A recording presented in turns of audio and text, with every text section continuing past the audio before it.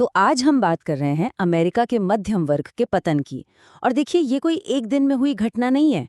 ये तो दशकों तक चले आर्थिक, राजनीतिक और तकनीकी बदलावों का एक मिला-जुला नतीजा है। चलिए, इस पूरी गुत्थी को एक-एक करके सुलझाने की कोशिश करते हैं। अब जरा इस ग्राफ पर नजर डालिए।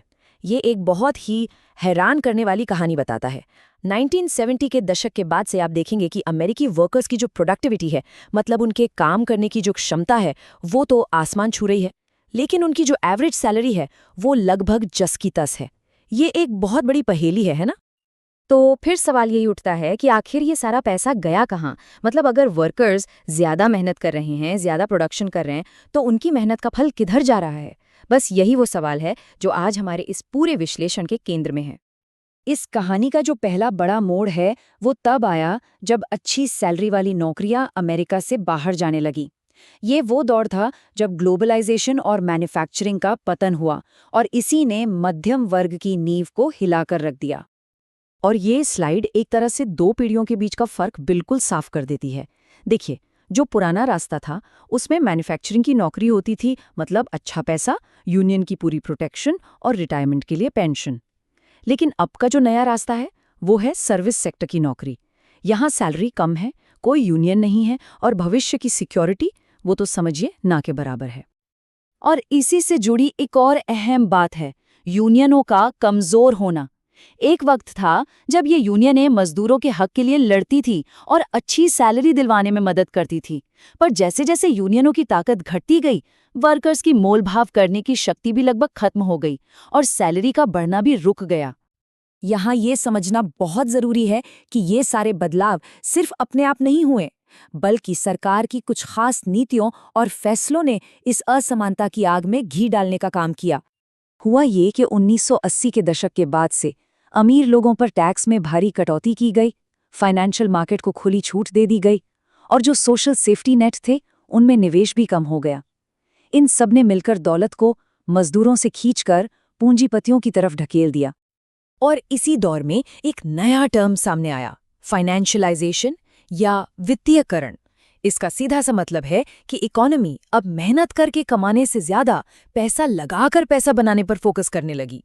नतीजा, जिनके पास पहले से संपत्ति थी वो और भी अमीर होते चले गए।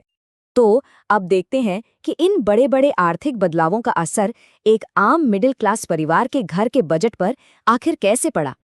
ये स्लाइड तो पूरी कहानी बयां कर देती है। एक तरफ जहां सैलरी लगभग एक जगह रुकी रही, वहीं दूसरी तरफ हेल्थ केयर और एजुकेशन जैसी जरूरी चीजों का खर्चा रॉकेट की स्पीड से बढ़ गया।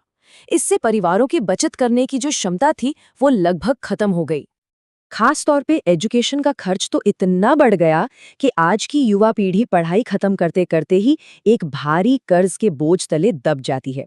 और यही कर्ज उन्हें घर खरीदने जैसे मिडिल क्लास जीवन के जरूरी माइलस्टोन से और भी दूर कर देता है। और फिर एंट्री होती है टेक्नोलॉजी की, जिसने जॉब मार्केट का पूरा नक्शा ही बदल डाला। टेक्नोलॉजी ने सिर्फ नई नौकरियां ही नहीं बनाई, बल्कि इसने जो बीच की नौकरियां थीं उन्हें खत्म कर दिया। इस चीज को जॉब पोलराइजेशन कहते हैं।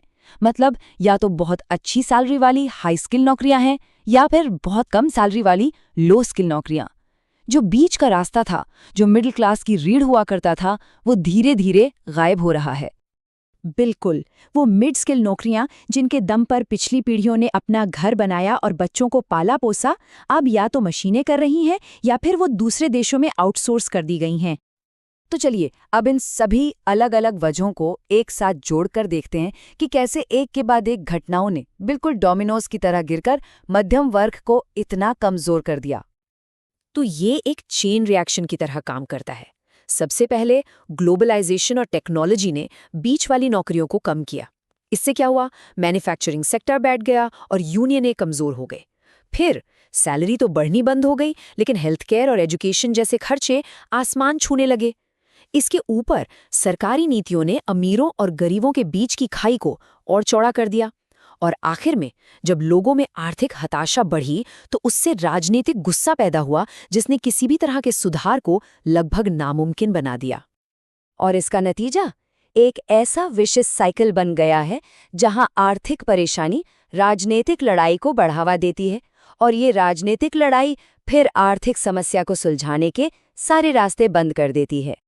ये बात याद रखना बहुत ज़रूरी है कि ये सब कुछ अचानक नहीं हुआ। ये तो दशकों से धीरे धीरे जमा हो रही समस्याओं का एक नतीजा है जो अब खुलकर हम सबके सामने आ रहा है। तो अंत में एक बड़ा सवाल ये उठता है कि अगर हम इन सभी कारणों की पूरी चेन को जानते हैं तो इसे ठीक करने के लिए सबसे पहले किस कड़ी को मजबूत किया जाना चाहिए? इसका जवाब शायद आने वाले कल की दिशा तय करेगा।